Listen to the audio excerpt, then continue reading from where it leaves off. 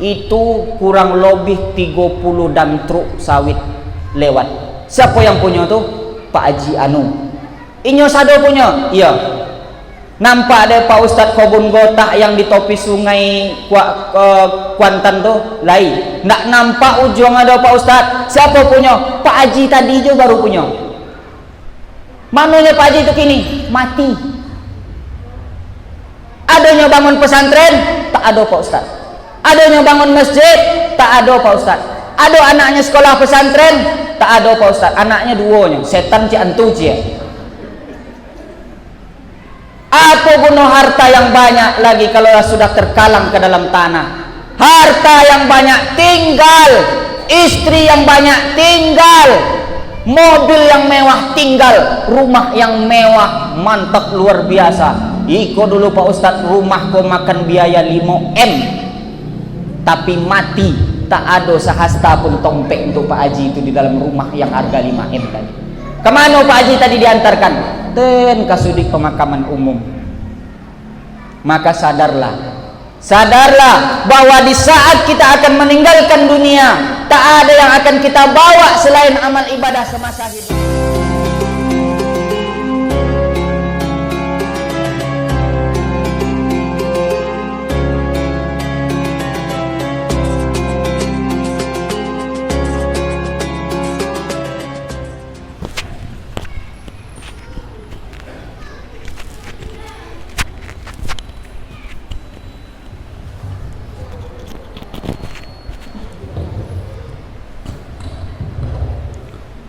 Bismillahirrahmanirrahim.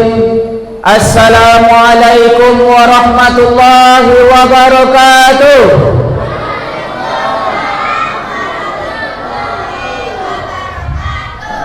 Alhamdulillah.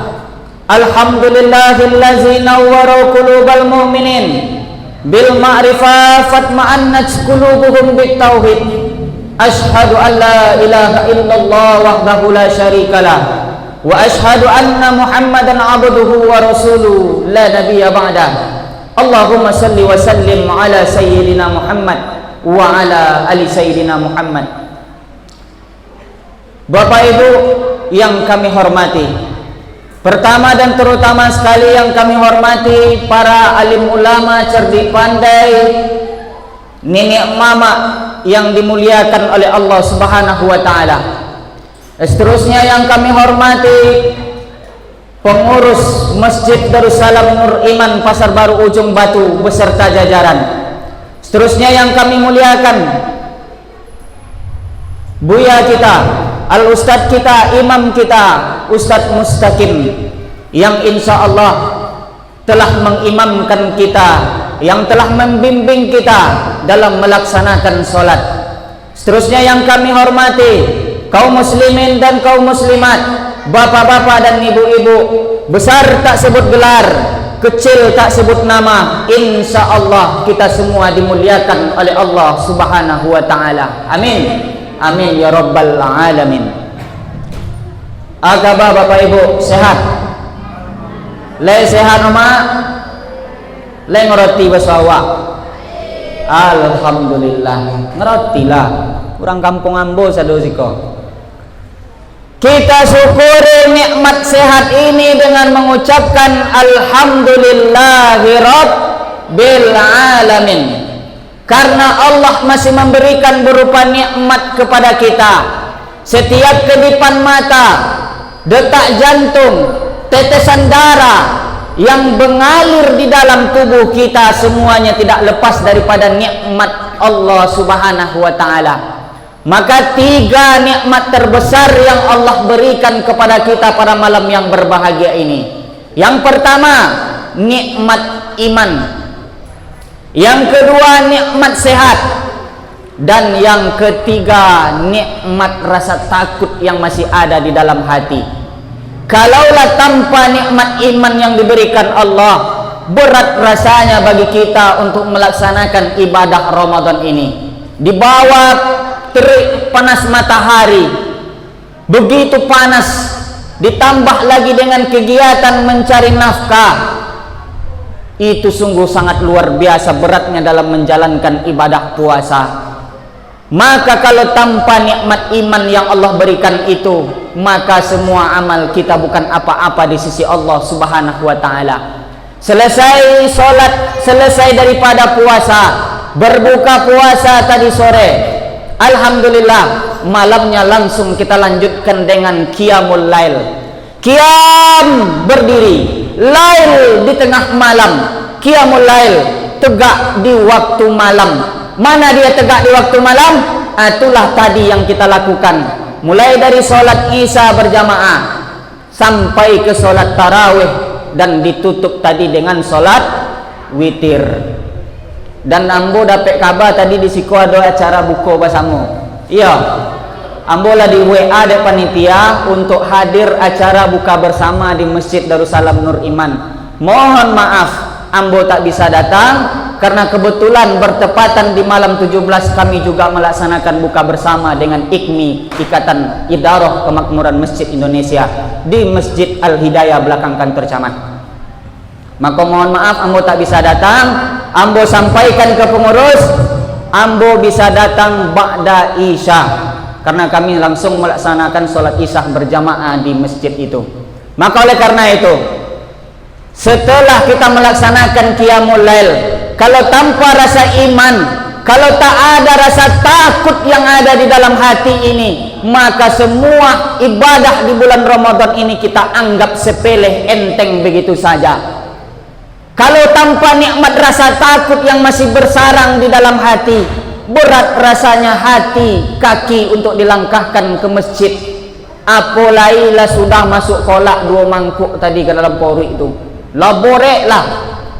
Ya, kalau lah kolak masuk 2 mangkuk, tambah lagi mie, tambah lagi cinduah, ditambah dengan es dawet, alah itulah mangunguk aja le condok kuda nil. Borek kaki itu dilangkahkan. Kenapa? Karena sesuai togang rek porui kondu rek mato. Itu sabdo orang konai penyakit itu. Ndak bapak ibu jaro ustad pun konai penyakit itu. Cobalah diisi pori utat banyak-banyak. Kalau ndak lolok aja kau jole. Jadi itu. Kalau tanpa nikmat iman, kalau tanpa nikmat rasa takut yang diberikan Allah di dalam hati, takkan mungkin kita datang ke rumah Allah pada malam ini. Tapi alhamdulillah, bapak ibu yang hadir pada malam ini, lengkap sudah nikmat itu diberikan Allah Subhanahu wa taala. Tapi sayang, ada sebagian dari sanak saudara awak, iman ada di dalam hati, rasa takut ada di dalam hati, menetes air mata rasanya mendengarkan sholat tarawih yang berkumandang dari mikrofon masjid, masuk ke celah-celah jendela sampai ke dalam gendang telinga mereka, menangis menetes air mata, ingin datang ke masjid. Tapi apa boleh buat, saudara kita tadi terbaring di ruang rumah sakit. Lantar ji'al ayamul lati madat, menetes air mata rasanya ingin kembali ke masa yang lalu, takkan bisa. Makanya kalau kita diberikan nikmat itu mesti banyak-banyak bersyukur. Berapa banyak di awal bro saudara awak kini yang dirawat, banyak yang punya iman, banyak yang datang ke masjid, bahkan sampai meneteskan air mata ingin rasanya datang ke masjid, mendengar sholat tarawih berkumandang dari mikrofon masjid. Tapi apa boleh buat, apa tadilah terbujur di ruangan ICU. Aku bisa melihat kamu, kamu tak bisa melihat saya. Itulah artinya itu. Jadi itu nikmat inilah yang mesti kita syukuri. La in zakartum la azidannakum, kata Allah. Barang siapa yang mensyukuri nikmat yang telah aku berikan, niscaya akan aku tambah, kata Allah. Tapi ingat, wala in kafartum inna azabil syadid. Barang siapa yang kufur, barang siapa yang ingkar, inna azabil syadid, maka tunggulah azab Allah yang bersengatan pedih. Kafaro itu kata dasarnya. Kafaro artinya menutup.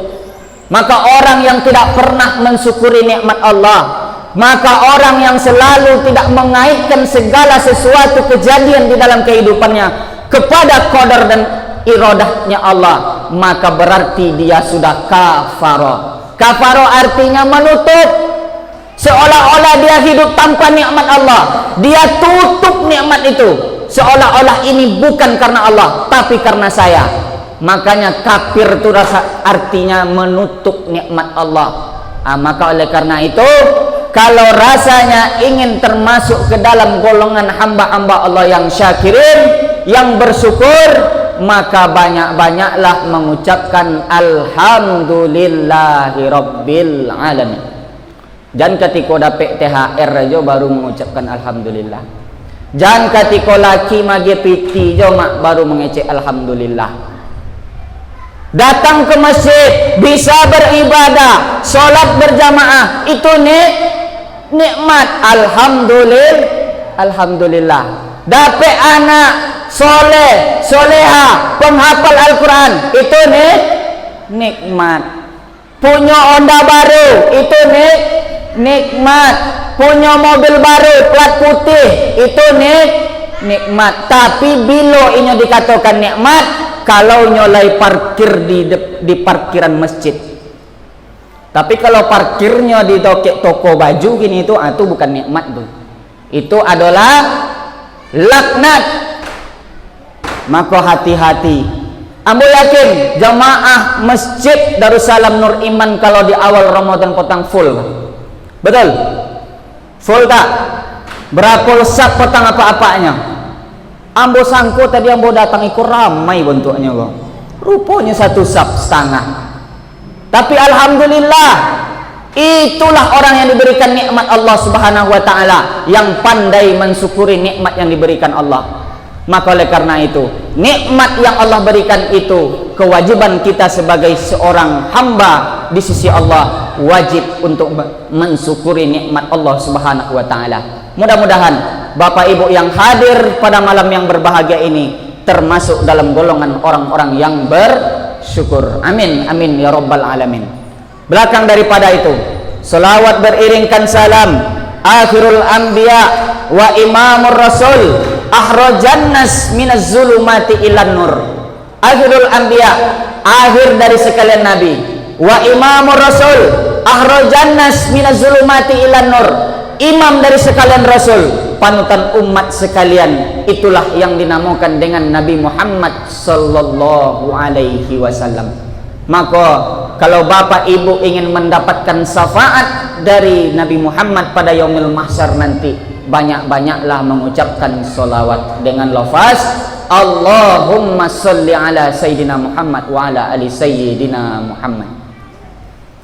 Inna salatakum ma'uzatun alayya, sesungguhnya solawat yang kau bacakan itu akan disampaikan malaikat kepadaku, kata Nabi. Nabi yang berkata, malaikat yang membawa solawat kita itu sampai ke makam Nabi Muhammad pada hari ini. Lalu apa kata para sahabat? Kaifa salatuna ma'uzatun alaika ya Rasulullah? Bagaimana solawat kami akan sampai kepadamu? Bagaimana cara malaikat akan membawakan solawat kami kepada kamu? Wa qad arinta, padahal engkau telah mati, kau telah wafat, kau telah menjadi santapan cacing tanah, hai Nabi. Apakah mungkin sampai salawat kami itu? Apa kecek Nabi? Singkat saja, innallaha haramal ardo ajasadal anbiya, maka sesungguhnya Allah mengharamkan jasad para nabi dimakan oleh cacing tanah. 14 abad yang lalu Nabi telah meninggalkan kita. 1400 tahun yang lalu Nabi telah tidak ada bersama kita di tengah-tengah umatnya.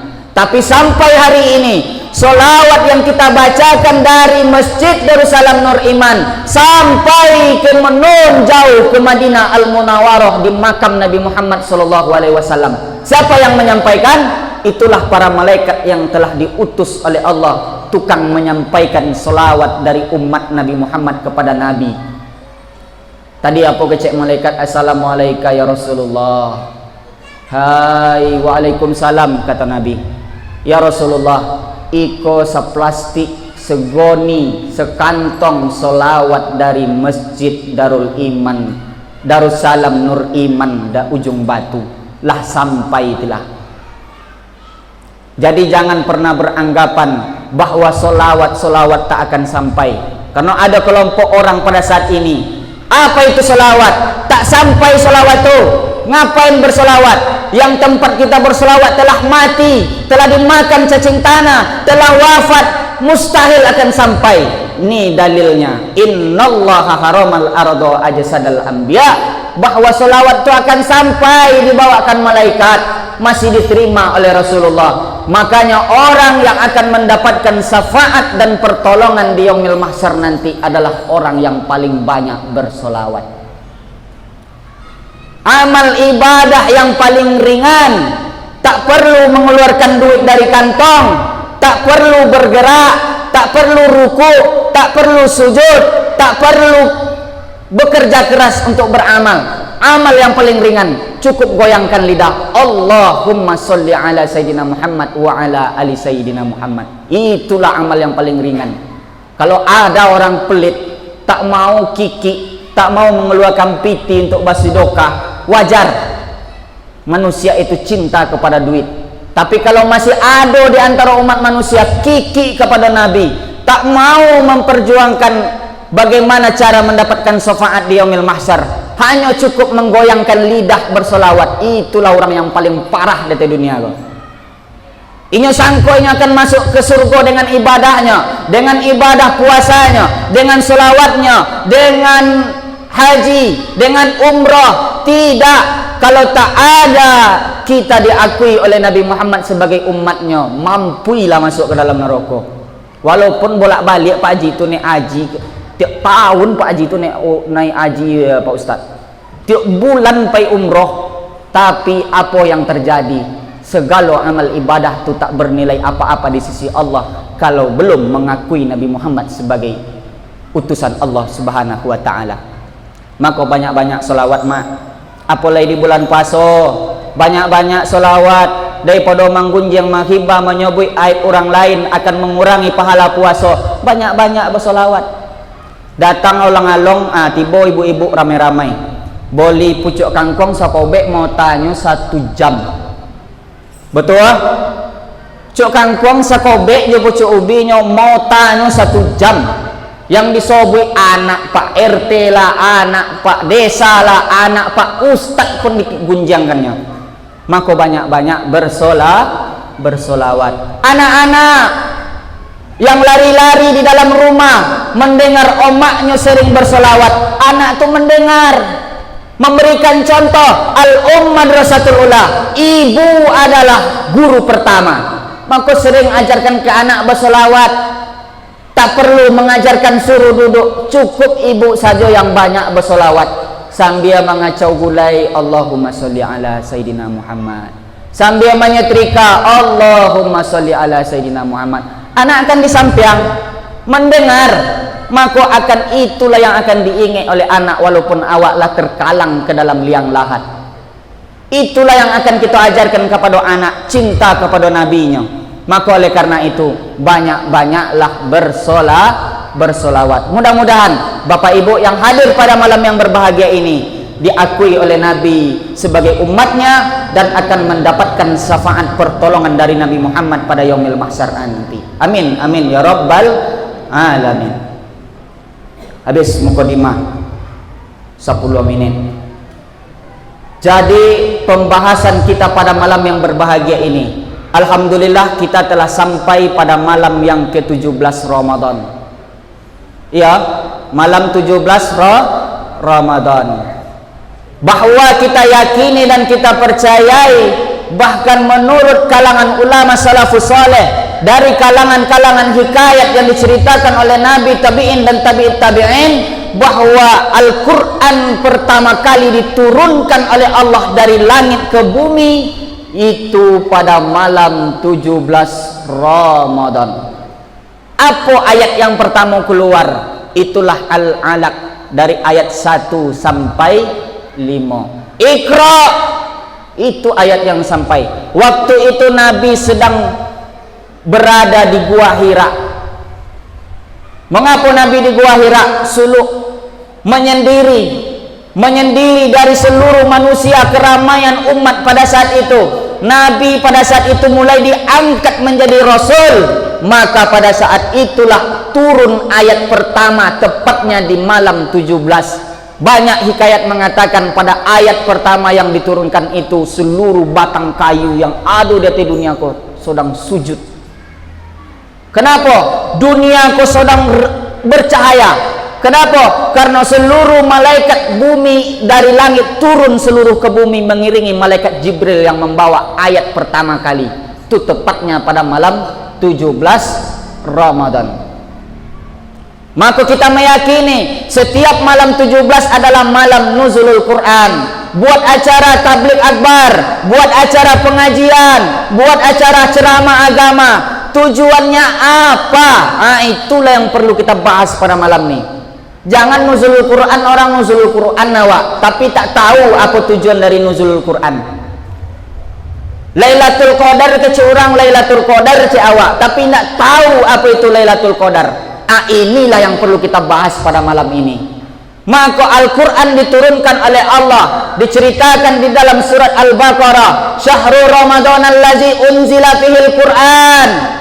Di bulan Ramadan diturunkan Al-Quran, hudal linnas wa bayyinati minal huda wal furqan, sebagai petunjuk bagi manusia, sebagai pembeda bagi manusia untuk membedakan mana yang hak, mana yang batil, mana yang betul, mana yang salah, mana yang bengkok, mana yang lurus. Itulah gunanya Al-Quran kau diturunkan. Apakah langsung Al-Quran itu diturunkan satu malam tu kasado-sadonya Pak Ustaz? Tidak, berangsur-angsur selama 22 tahun 2 bulan 22 hari. 22 tahun 2 bulan 22 hari, selesai 6.666 ayat diturunkan Allah. Itu ayat pertama diturunkan di Gua Hira. Ayat terakhir diturunkan Allah melalui malaikat Jibril, itulah di samping Ka'bah ketika Nabi Muhammad melakukan haji wada. Tahu haji wada? Haji terakhir Nabi Muhammad. Tak lama setelah itu Nabi Muhammad wafat meninggalkan dunia. Selesai Al-Quran diturunkan, sampailah tugas Nabi Muhammad, selesailah tugas Nabi Muhammad pada saat itu. Maka tugas itu diemban dan dilanjutkan oleh para sahabat. Setelah sahabat dilanjutkan tabi'in, setelah tabi'in dilanjutkan tabi'in, setelah itu ulama. Al-ulama warasatul anbiya, al-ulama warasatul anbiya. Ulama itu adalah penerus nabi. Maka cetaklah melalui malam nuzul Quran ini, melalui momentum memperingati nuzul Quran ini, kita cetak generasi-generasi muda ini yang akan menjadi penerus Al-Quran. Maka kecek adat orang Riau, Al-Quran dijunjung, ulama terbilang negeri akan cemerlang. Itu pepatah orang Riau. Al-Quran dijunjung bukan berarti naik kata kepala bawa Quran tori kulak kemudian pai ke pasar, pai ke mall, pai ke mana pun bawa Quran dari kepala. Bukan seperti itu memuliakan Al-Quran. Memuliakan Al-Quran cukup dengan mengamalkan Al-Quran. Sebelum mengamalkan mengapa? Membaca Al-Quran. Makanya benteng terakhir pada akhir zaman ini, pendidikan pengajar Al-Quran adalah MDA dan TPA. Tapi sayang guru MDA dan TPA macam nasib kerakap. 300.000 gaji Pak MDA juga Ibu TPA itu sebulan. Itu pun 3 kali sekali dalam 3 bulan baru gajian. Coba bayangkan. Padahal anak kita ikut les fisika bayar jutaan rupiah, les kimia, les matematika, les bahasa Inggris, bayarnya jutaan. Tapi untuk mengajarkan anak masalah Al-Quran tak berani membayar lebih dari 300.000. Ini fakta fenomena yang terjadi di akhir zaman. Betul atau tidak? Betul. Padahal Al-Quran inilah yang akan mereka masukkan ke dalam otak kepala anak kita. Tapi kita tidak mau berbuat lebih untuk pendidikan anak tentang Al-Quran. Ingat, yang akan kita bawa mati tak lain dan tak lupa adalah amal ibadah. selesai amal solat, selesai amal puasa, selesai amal umroh dan haji, putus segalanya kecuali doa dan bacaan Al-Quran dari anak yang soleh kepada orang tua. Coba bayangkan, mati ibu, masuk ke dalam liang lahat, tinggalai tulang bakalang tanah di dalam liang lahat, segala amal ibadah ibu putus. Ibu tu Pak Ustad, waktu ibu solat duhanya rajin, subhanallah, solat tahajud tak pernah lupa, solat sunat minta ampun tak pernah tinggal solat. Tapi mati ibu tuh masih mengalir ke pahala solatnya? Tak mengalir, putus. Kalau ada mayat duduk balik sembayangnya, lari awak sado itu. Tak mungkin awak tunggunya sembayang. Itu Pak Haji, itu Pak Ustadz, rajin dulu bersedekah, rajin dulu puasa, tak pernah lupa puasa. Bulan Ramadan tuh full, tak pernah bolong. Senin Kamis puasa Asyura, semua full puasa. Tapi setelah Pak Haji itu meninggal, pahala puasa itu putus. Apa yang akan tetap mengalir? Iza mata ibnu Adam, apabila mati anak Adam. Siapa anak Adam tuh Pak Ustadz? Awak manusia kalah. Mati anak Adam, ingqata amaluhu, putus segala amalnya. Min illa min salasin, kecuali yang tiga kata Nabi. Apa yang tiga? Yang pertama sedekahun jariyah, yang kedua au ilmi yantafa'ul bih, yang ketiga auladan solihan makbulah.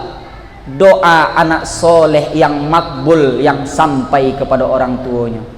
Tapi kalau anak yang pernah dididik sama seoma apa itu, diajarkan Al-Quran, diajarkan sembahyang, diajarkan tentang agama, insya Allah mati awak sekali-sekali lailah tokona awak, sekali-sekali adolah awak mendapat kiriman doa, adolah awak mendapat kiriman bacaan Quran, adolah oma apa mendapat yasin setiap potong komi dari anak.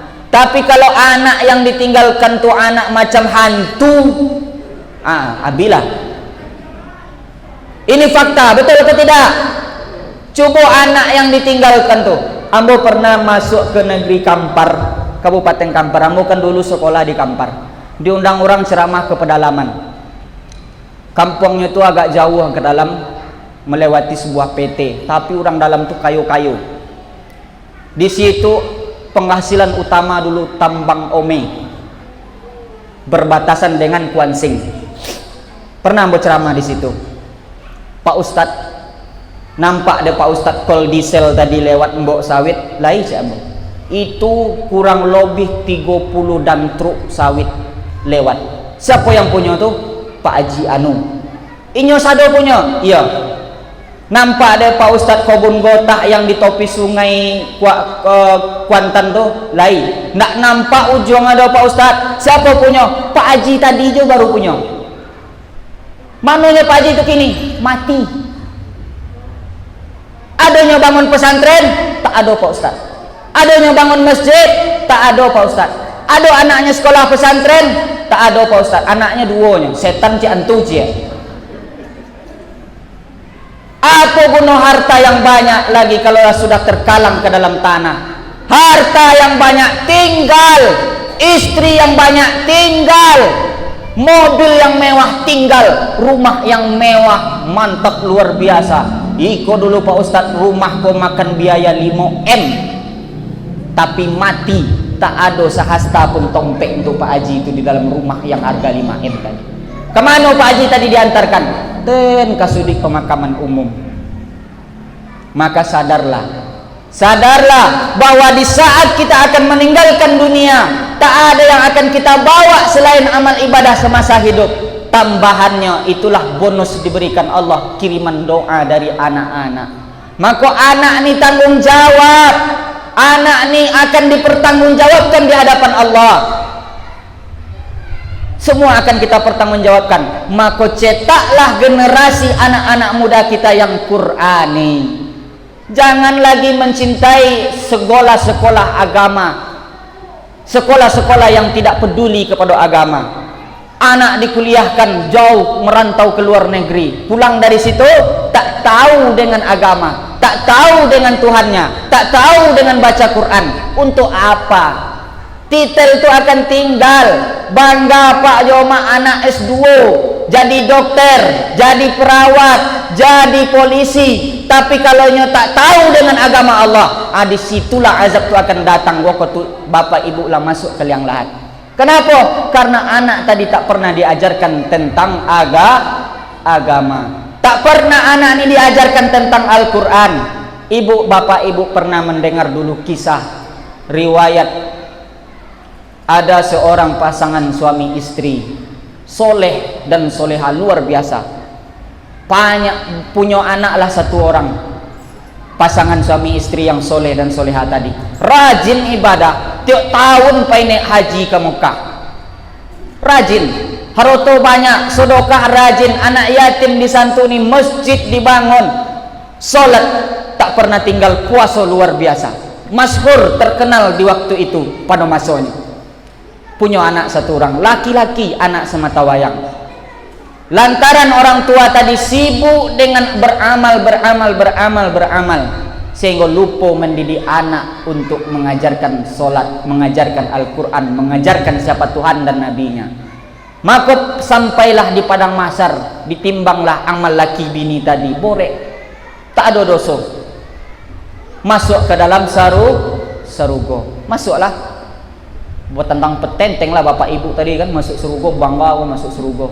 Terakhir anak lah dihisap anak tadi. Oh tak ada elok kata ya, mancilok lah, perampok lah, membunuh orang lah, segala kejahatan ko ada di bueknya. Ditimbang lah, ditanya, kamu anak siapa? Anu pak, anak si anu. Mananya kini lah masuk ke dalam surga, nampak tadi diambo. Panggil balik, dipanggil balik orang tuanya tadi. Ini anak kalian, betul malaikat. Kenapa mereka tak pernah berbuat baik? Kenapa anak kalian ini tak pernah ada amal solehnya? Barulah anak tadi komplain, bagaimana saya akan beramal hai malaikat? Bagaimana saya akan beribadah, berbuat baik, beramal soleh semasa hidup malaikat? Sementara saya tak pernah diajarkan tentang agama, tak pernah diajarkan baca Quran, tak pernah diajarkan solat, tak pernah diajarkan bagaimana mencintai Nabi dan Allah, bagaimana beramal soleh dan berbuat baik. Tak pernah malaikat. Apa cek malaikat? Antum pindah. Tadi belok kanan, kini pindah ke kiri, masuk ke dalam neraka ketiga-tiganya. Inna lillahi wa inna ilaihi rajiun. Mudah-mudahan awak terhindar dari hal yang seperti ini. Ingat, anak yang kita bangga-banggakan semasa hidup itu akan kita pertanggungjawabkan di hadapan Allah. Maka melalui semangat nuzulul Quran ini, kita canangkan bahwa kita cetak generasi yang Qurani untuk kedepannya. Sekolahkannya kepada sekolah Quran, SDIT, MI, kepada SMP IT, SMA IT, SMK IT. Sekolahkan kepada sekolah yang belajar tentang Al-Quran. Minimalnya belajar Quran, belajar solat, belajar fardu kifayah, belajar fikih, belajar tasawuf. 5 ini cukup sudah. Biarkan ini terbang melayang kemanapun terbang setelah tamat. Mau kuliah ke luar negeri, ambil jurusan biologi, menjadi dokter, silahkan. Ingin jadi polisi, tentara, silahkan. Tapi ingat, harus ada benteng di dalam kepalanya, Al-Quran. Tapi kalau tak ada Al-Quran, itulah dokter jadi dokter hantu, polisi jadi polisi hantu. Kenapa? Tak ada Al-Quran di dalam hatinya, tak ada benteng agama di dalam jiwanya. Maka itulah yang mesti kita tanamkan. Pak Ustadz, kami payah itu Pak Ustadz, nak senang menyekolahkan anak ke pesantren itu, biayanya banyak Pak Ustadz. Kami tak sanggup berpisah dengan anak lama-lama Pak Ustadz, tak bisa kami memasukkannya ke pesantren. Tak usah masuk pesantren. Di sekarang ada di Siko SMP IT, SMA IT, SD IT. Di situ diajarkan fisika, diajarkan bahasa Inggris, diajarkan biologi, diajarkan otomotif, tapi juga diajarkan kepala mereka diisi dengan Al-Quran. Dulu masuk pesantren iyo ringan, kini masuk pesantren mahal. Dulu tok onang di Abo masuk di tahun 2007 ke pesantren tuh biaya cuman 500.000 lah, lengkap dengan seragam dan kitab 1 tahun. Kini balik Ambo potong terakhir tahun dulu ke pesantren acara reuni. Ambo tanya lah berapa lah biaya masuk kini di pesantren, kurang lebih 1.800.000. Itu pesantren masih pesantren biasa, apalagi Islamic boarding school, apalagi dengan pesantren modern. Makan biaya sampai dak pendaftaran pertamanya jo 8 boleh juta.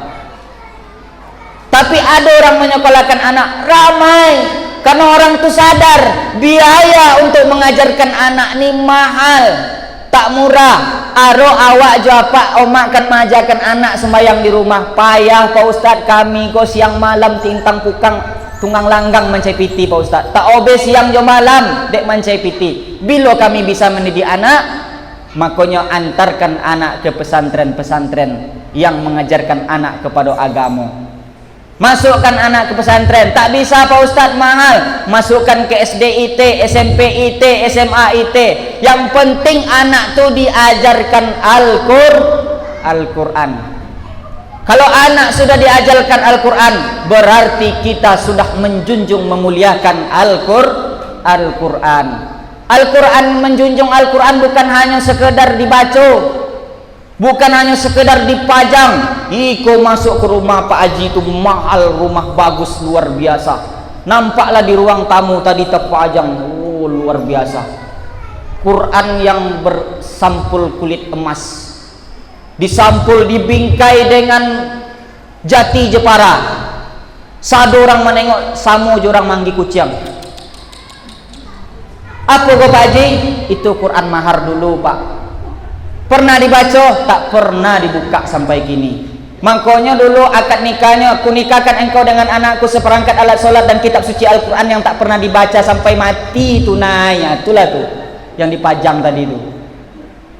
Memuliakan Al-Quran bukan dibingkai dengan Jepara. Memuliakan Al-Quran bukan dipajang bagus-bagus. Memuliakan Al-Quran, baca Quran, ajarkan Al-Quran kepada anak cucu keponakan awak. Itulah yang akan menolong di hadapan Allah di saat kita mati menghadap Allah.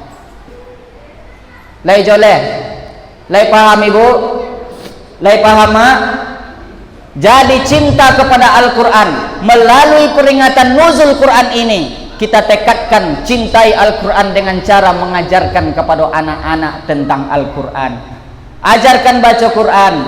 Ambo kini pernah banyak dulu menape anak-anak SMP, SMA, Al-Fatihah pun tak dapat. Coba bayangkan, SMA, Al-Fatihah pun tak dapat. Kenapa? Karena tak pernah diajar. Itu kalau anak lah sampai berumah tangga lah punya anak lah punya keturun tak pandai baca Al-Fatihah, itu orang gaeknya macam apa lagaknya di dalam kubur itu. Coba bayangkan. Kenapa? Karena itu tanggung jawab orang tua. Itu tanggung jawab anak, tergantung kepada kedua orang tua. Maka ajarkan anak tentang Al-Quran, ajarkannya sholat. Maka Nabi mengucapkan muru rusabi bisolah, ajarkan anakmu sholat ketika dia berumur 7 tahun. 7 tahun umur anak tu lah dapat perintah awak dari Nabi untuk mengajarkan sembahyang. Fadribu alaiha, pukullah anak tu kalau nyo tinggalkan sembahyang ketika berumur 10 tahun. Ini hadis sahih muttafaqun alaih. Ajarkan anakmu sholat ketika berumur 7 tahun dan pukullah anak tu kalau nyo tinggal sembahyang ketika berumur 10 tahun. Keras tak ajaran agama nih? Keras, tapi demi apa? Demi keselamatan orang tuanya di hadapan Allah. Bagaimana tanggung jawab kita nanti di hadapan Allah? Iko anak ndak 10 tahun lain dah. Lah 40 tahun umur anak tadi tak pernah diajar sembahyang. Coba bayangkan. Amako jangan terjadi. Ambo ya bongak Pak Ustaz. Baca Quran je ambo dulu lah umur 25 baru dapat lancar. Umur 20 ambo masih Iqra 1 Pak Ustaz. Ambo bongak. Tapi jangan pernah beranggapan bongak kita akan kita turunkan kepada anak. Ada lo orang tua kok parah lo pada bongak nih. Lah bongak tambah lo bongak. Ambo bongak Pak Ustaz. Ambo tak tahu baca Quran go. Maka anak ambo tak boleh pandai baca Quran. Itu yang salah. Seharusnya lampiaskan di dalam hati. Ambo bongak Pak Ustaz, tak tahu agama, kurang paham dengan agama. Maka ambo lampiaskan, ambo sekolahkan anak ambo tinggi-tinggi di agama supaya ia menjadi hafiz Quran.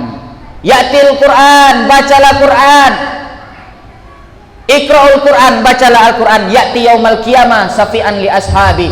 Maka dia akan datang menjadi syafaat bagi kita pada hari akhirat nanti. Orang yang sering baca Quran, yang sering melapaskan Quran, akan datang pada hari kiamat, akan memberi syafaat pada hari kiamat.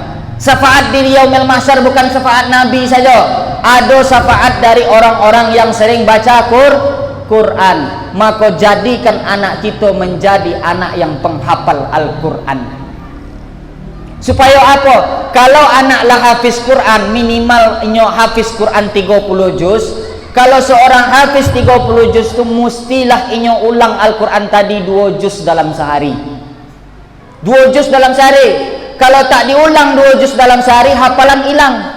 Makanya dalam 15 hari khatam Quran. 30 hari 1 bulan 2 kali khatam. Kali 12 bulan 24 kali khatam anak tadi Al-Quran. Mengalir para bacaannya tuh, walaupun ayah omaknya lah masuk ke dalam liang lahat, tanpa diniatkan, otomatis akan mengalir pahala bacaan Quran anak tadi ke dalam liang lahat orang tuanya. Coba bayangkan, itu di liang lahat. Bagaimana di padang mahsyar akan datang Al-Quran itu menjadi naungan, akan memberi syafaat bagi orang-orang yang membaca Al-Quran. Pelajaran yang mesti kita ambil bahwa memuliakan Al-Quran, memperingati nuzul Quran bukan cara tablik akbar ramai, pengajian ramai tapi tak pernah mengamalkan Al-Quran. Tapi melalui nuzul Quran ini kita tekatkan di dalam hati, ajarkan anak kita tentang Al-Quran supaya anak-anak kita menjadi pejuang agama, bahkan menjadi hafiz dan hafizul Quran. Ambo tak mulu-mulu hidup Pak Ustaz, Bapak Ibu. Lahir anak besok, mau laki-laki mau perempuan terserah, yang pentingnya hafiz Quran. Cita-cita omak ambo yang tak sampai kini, ambo tak jadi hafiz Quran. Tamat ambo dari pesantren, pulang ke kampung. Ambo pesantren 7 tahun, pulang ke kampung. Selama 7 tahun ambo pulang cuma 4 kali. Tak macam anak orang lain tiap minggu pulang. Ambo macam mana nak pulang sering-sering? Jauh. Tuh di sudut kampar dana, omak tuh di Sumbar. Jauh pulang, tak bisa pulang sendiri kalau tak dijopui. Jadi ambo pulang selama 7 tahun tu cuma 4 kali. Pulang pertama Ramadan kelas 3, pulang kedua Ramadan kelas 5, pulang ketiga Ramadan kelas 6. Pulang nan ka ompek itulah pulang mambok koper je ijazah. Pulang wisuda. Pulang mak, alhamdulillah ambo lah tamat. Bapo jus apalan waang. Ambo ndak dapet do mak, ompek jus kurang seketek. Quran tu dulu alhamdulillah dapet ompek jus. Karena syarat lulus di pesantren dulu harus hafal Quran ompek jus. Kalau tak dapet ompek Quran ompek jus, tak jadi wisuda, ulang sekolah setahun lagi. Baik, walaupun di ujian umum lulus, ujian baca kitab lulus, ujian fardu kifayah lulus, ujian khatib lulus, ujian ceramah lulus, tapi kalau tak bisa lulus ujian hafiz Quran sampai juz, ulang sekolah setahun balik. Begitu pahitnya pelajaran di sekolah tu. Alhamdulillah diberikan oleh Allah lulus, dapat ompek juz. Cita-cita orang tua ambo yang tak tercapai sampai kini, ambo tak bisa hafiz Quran 30 juz. Itu yang minta. Ompek juz tu kalau lah sampai di ujung batu potang tak lama tahan, 2 minggu hilang. Nampak anak gadi bawa ndas rawa pendek hilang sajus. Ya. Pai kata pasar nampak omak-omak baju singkek hilang sajus sangat. 2 minggu habis ompek juz. Makanya kalau orang yang hafiz Quran, yang penghafal Al-Quran, bukan hanya dicintai oleh Allah, tapi dirinya terjaga dari dosa. Hati-hati kalau anak hafiz Quran, ini tak bisa warok. Makan makanan yang lah masak dari pasar itu tak bisa. Itu warok namanya. Makanya ibu boleh lopek goreng pisang, goreng bakwan dari pasar. ibu agikan ke anak yang hafiz Quran tak umumnya makan. Kenapa? Karena itu warok. Kenapa warok? Itu kan bersih Pak Ustaz. Memang bersih, tapi yang buatnya siapa? Tahu kawak itu membuatnya pakai wudhu apa indah? Tahu kawak mengacau bakwan tu pakai basuh tangan apa indah? Lai bersih kuku yang membuat bakwan. Entah hitam juga kadangnya. Black kutet. Dia kutet di bawah daki. Dimakan. Kalau hafiz Quran tidak boleh makan itu. Tak boleh melihat, pokoknya harus jauh dari sifat warok. Maka ikulah keuntungan bagi orang tua kalau anak punya hafiz Quran. Kenapa? Karena anaknya terjaga dari sifat-sifat yang berbau dosa, dari sifat-sifat yang tidak diredai oleh Allah. Ditambah lagi dengan hafal Al-Quran. Mudah-mudahan anak ibu semua yang hadir pada malam ini menjadi anak-anak yang soleh dan soleha dan penghafal Al-Quran. Amin amin ya rabbal alamin. Jangan berang puluh anak apa ibu lari-lari di masjid. Orang sembayangnya heboh. Jangan pernah marah. Justru kami para ulama ini marah kalau ada masjid yang melarang anak-anak datang ke masjid. Di Pekanbaru ada tuh mak, anak-anak dilarang masuk masjid. Untuk apa? Biarkan mereka bermain, biarkan mereka lari sana sini, karena mereka akan sadar di saat hari tua mereka. Andaikanlah anak tadi tergelicik, menyimpang dari jalannya, tapi di hari tuanya akan balik ke jalan yang semula, karena pernah datang ke masjid dibawa oleh orang tuanya sholat berjamaah ke masjid. Ambo pernah jumpa dengan mantan preman. Ustadz, ambo ko dulu preman, tato luar biasa. Di Kampar juga kejadian baru. Ambo ko Pak Ustad, kalau gotah di saya itu tak pernah penuh di Ambo. Saya tahu saya Tampuruang. Jadi kan di kebun gotah di Kampar itu kan untuk penampung gotah tadi pakai Tampuruang. Tak pernah penuh di Ambo saya itu Pak Ustad. Setengah hilang, setengah hilang, setengah hilang. Mencuri, preman. Nampak pun orang punya gota itu yang ambil gota, tak berani yang punya gota itu melawan. Saking kan premannya pada itu, tengik luar biasa. Tapi anggotanya kok bisa lah apa jadi imam masjid kini kok? Kan jauh berbalik. Dulu preman luar biasa, tapi di saat ambo jumpa jinya imam tetap di masjid tuh. Jadi ambo tanya, apalah agaknya yang membuat apa bisa balik ke jalan? Pernah ambo tidur di satu sore Pak Ustad, bermimpi lah ambo. Mimpi ambo terbayang di dalam mimpi ambo tu dulu ingat waktu mendiang ayah ambo menenteng tangan ambo bajalan ke surau di waktu bunyi kaset Masoji di pinggir sungai Pak Ustad. Bajalan kami berdua, terbayang di ambo ayah mendiang ayah menenteng tangan ambo datang ke masjid. Akhirnya ambo terbangun, mengucapkan istighfar, taubat, dan akhirnya kembali kepada jalan yang benar. Pelajarannya apa mak? Pelajarannya anak tuh kini 20-30 tahun yang akan datang, mereka akan ingat dulu kami pernah diajak oleh orang tua kami sholat berjamaah di masjid. Akan ingat mereka. Maka jangan pernah marah kalau anak-anak itu ribut di masjid. Sekedar melarang boleh, tak masalah, tapi jangan sampai melarang anak-anak datang ke masjid. Awak payah ulama-ulama, ustaz-ustaz mengimbau ajak ke masjid, tiba mak-mak anak-anak tak boleh ke masjid. Itu perangkap setan dengan alasan menjauhkan anak dari masjid, supaya anak tu tak tahu dengan masjid, supaya anak tu jauh dari masjid. Itulah perangkap setan. Tetap ajak anak ke masjid. Adolan entah balik Pak Ustaz, oma ayah rajin ke masjid, nana entah hilang anak. Oma aja ya pai tarawih, anak pai babonceng. Bonceng pula kemudian lah masuk angin gombong. Babonceng satu lain naik Honda Ninja, disunat kenal pot tadi.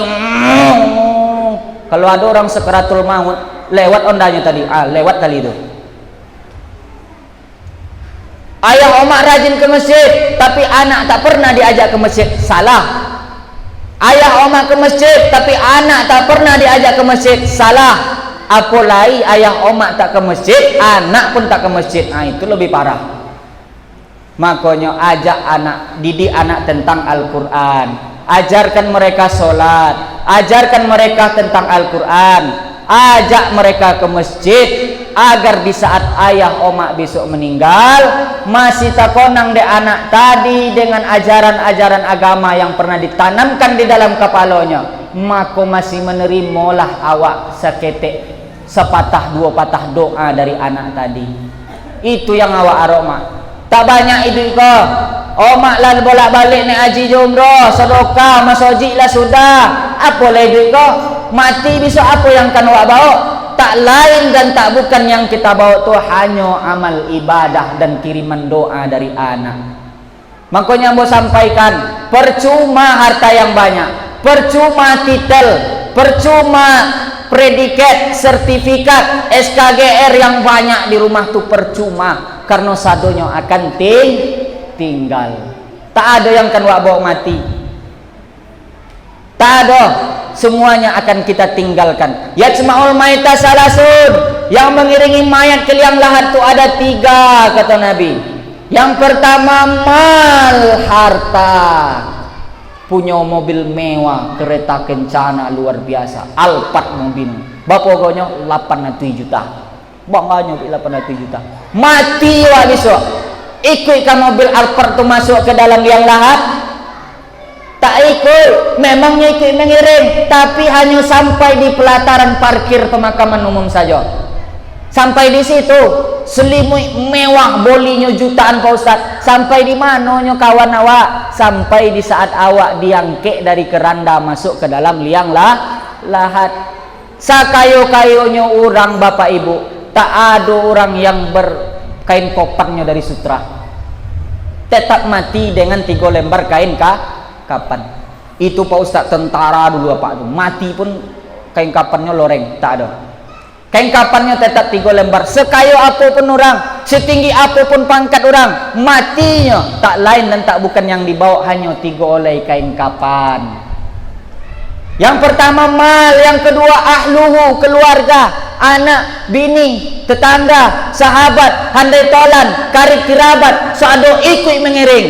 Menangis mereka, menetes air mata, baik taisa isa. Mengiring apa tu ke dalam liang lahat. Nem bini tadi sampai menarik-narik rambut dia kehilangan laki. Kenapa? Warisan seketek.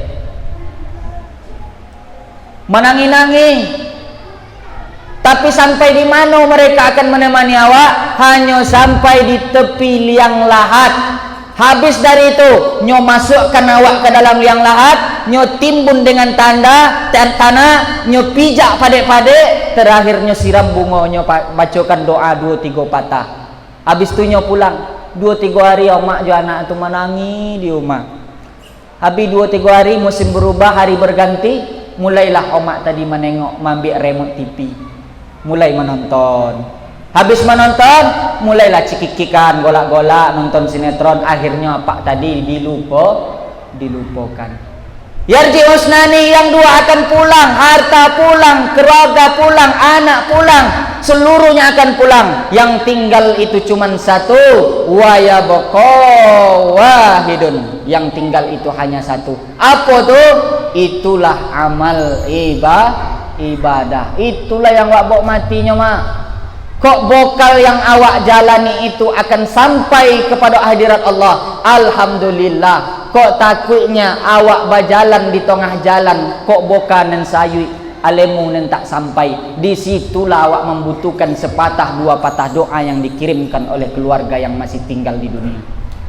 Makanya kalau bokal dan awak aro Pak Ustaz tak sampai, awak bercita-cita jalan ke Padang, sampai di Payakumbuh abi minyak piti tak ada, minyak kosong. Sampai awak ke Padang, indah.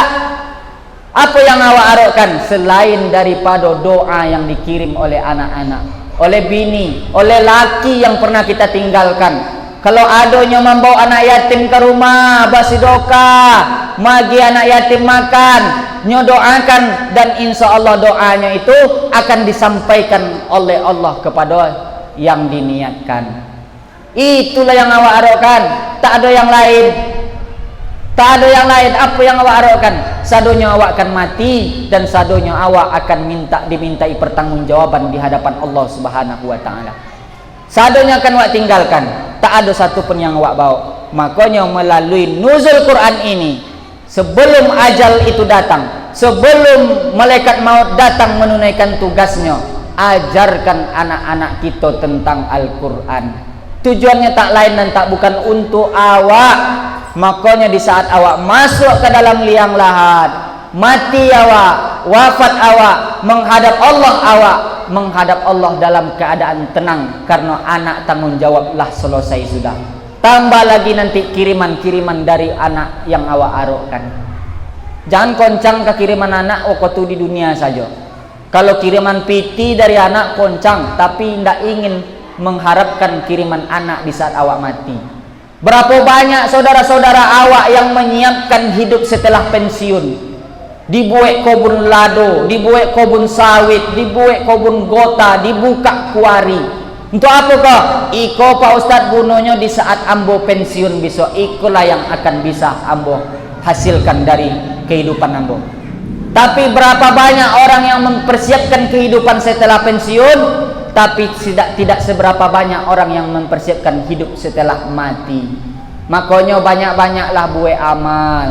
Buat amal bukan hanya dengan sholat, beramal bukan hanya dengan puasa, beramal bukan dengan haji dan umrah, tapi beramal yang perlu kita ketahui, santuni anak yatim, bangun masjid, didik anak-anak awak dengan Al-Quran, ajarkan sholat. Itulah amal yang akan tetap mengalir walaupun awak telah mati. Kalau pernah membangun masjid, membana masjidan, siapa yang bangun masjid, banallahu mislahu baitan fil jannah, maka dibangunkan oleh Allah satu istana di dalam surga. Gaji omak gaji, panen sawit pertama, panen sawit kedua, dibolikan ke cincin akan tinggal. Tapi dapat hasil, dapat gaji, dapat hasil panen sawit, datang ibu ke Masjid Darussalam Nur Iman nih, ibu infakkan 1 sak 2 sak semen, ibu infakkan 1 lembar 2 lembar karpet, itulah yang akan mengalir di dalam liang lahat walaupun waklah mati. Nih orang-orang yang telah mewakafkan tanah untuk membangun masjid ini, walaupun orangnya lah meninggal, walaupun mungkin orangnya lah wafat, tapi selama Masjid Darussalam Nur Iman ini dipakai untuk beribadah, maka pahalanya tetap mengalir. Nih yang bangun masjid, yang dulu menginfakkan semen, yang menginfakkan cat, yang menginfakkan bata, yang menginfakkan loteng, yang menginfakkan seng, itu selama masjid kau dipakai untuk beribadah akan tetap mengalir walaupun yang berinfak telah meninggal dunia. Ana wa kafilul yatim, aku dan orang yang menyantuni anak yatim. Kahata ini fil jannah, seperti ini di dalam surga, kata Nabi. Nabi tunjukkan 2 jarinya, jari telunjuk dan jari tengah, saking dekatnya orang yang menyantuni anak yatim dengan Nabi di dalam surga. Makanya kalau ada rezeki yang diberikan oleh Allah lebih dari kecukupan, maka bangunlah masjid, santunina anak yatim, nafkahilah orang-orang fakir miskin yang membutuhkan di sekitar kita. Payah kami Pak Ustadz, tak bisa kami bangun masjid, maha membuat masjid cie kok Pak Ustadz, tak bisa 1 masjid 1 sak semen, tak bisa aja 1 sak semen, 1 tikar antarkan ke masjid. Tak bisa Pak Ustadz 1 kipas angin, tak bisa 1 mikrofon, tak bisa aja Pak Ustadz hidup payah 1 mazhab Quran supaya orang iktikaf membaca Quran, tak bisa aja Pak Ustadz 1 tasbih untuk Pak Imam di depan, tak bisa aja, mati je lah. Apa lagi? 1 masjid tak bisa, 1 sak semen tak bisa, 1 kipas angin tak bisa, bahkan 1 tasbih untuk disedekahkan ke masjid pun tak bisa. Datang ke kantor desa minta suri anyoi pula. Sampai ke mana? Sampai ke akhirat. Jadi itu gunanya. Maka beramal solehlah. Maka melalui momentum nuzul Quran ini, kita kuatkan, iktikadkan di dalam hati, didik anak-anak dengan Quran. Cara kita mencintai Al-Quran dengan mengajarkan Al-Quran kepada anak kita. Dan yang terakhir, melalui nuzul Quran ini, beramal solehlah. Selagi bulan Ramadan masih kita tempuh, banyak-banyak beramal ibadah dan beramal soleh. Betul-betul kita jadikan Ramadan ini sebagai syahrul ibadah, bulan untuk beribadah.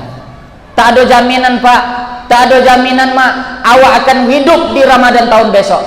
Tak ada jaminan. Siapa yang menjamin Bapak Ibu akan masih berjumpa dengan Ramadan tahun besok? Ada? Tak ada. Jangankan ibu nan jawapak nan latuo, kami nan mudo kau saja tak ada jaminan. Soalnya malaikat maut mencabut nyawa tidak menengok akte kelahiran. Aku tahun 60 cabut. Kau tahun 40, tahun 70 tunggu. Kau tahun 80 masih lama. Kau tahun 90 agak lama. Tak ada. Sampai pada masanya ajal tu akan datang. Maka selagi hayat di kandung badan, maka banyak-banyaklah beramal soleh, beramal ibadah. Maka cara kita menjunjung kesucian Al-Quran, menjunjung kemuliaan Al-Quran, bukan berarti mengadakan nuzul Quran besar-besaran, tapi ajarkan Al-Quran kepada anak. Bagaimana kami yang tak punya anak Pak Ustadz? Dah 20 tahun menikah kami tak punya anak, tak diberikan oleh Allah keturunan. Datang ke masjid ini, datang ke TPA, datang ke MDA. Berapa kebutuhan MDA per bulan kita sanggupi, maka sama dengan mendidik anak mengajarkan Al-Quran. Jadi jangan sedih, jangan baik buat hati, mak tak diberi keturunan oleh Allah, tak diberi anak oleh Allah. Kini mencari anak payah Pak Ustaz. Boleh bayi tabung itu 100 juta di Singapura. Itu pun tabung-tabung second tu dah. 1 juta tak sanggup kami Pak Ustaz. Berdoa kepada Allah, maka datang ke rumah Allah, datang ke MDA, datang ke TPA. Rezeki yang Allah titipkan tu diberikan untuk operasional MDA dan TPA. Insya Allah pahalanya sama dengan mengajarkan anak Al-Quran. Mungkin itu saja pengajian kita pada malam yang berbahagia ini. Panjang lebar sudah ambo bercakap, mengecek, mudah-mudahan ada hendaknya yang bisa diambil ikhtibar pelajaran. Maka mudah-mudahan segala apa yang ambo sampaikan ini menjadi amal jariah bagi kami yang menyampaikan, menjadi ilmu yang bermanfaat bagi ibu dan bapak yang mendengarkan. Salah dan janggal ambo banyak-banyak minta maaf. Mungkin ada bahasa ambo yang kasar, ada mungkin salah sikap tingkah laku yang tak sesuai berkenan di hati. Ambo banyak-banyak minta maaf. Wallahu muwaffiq ila aqwamit thoriq. Assalamualaikum warahmatullahi wabarakatuh.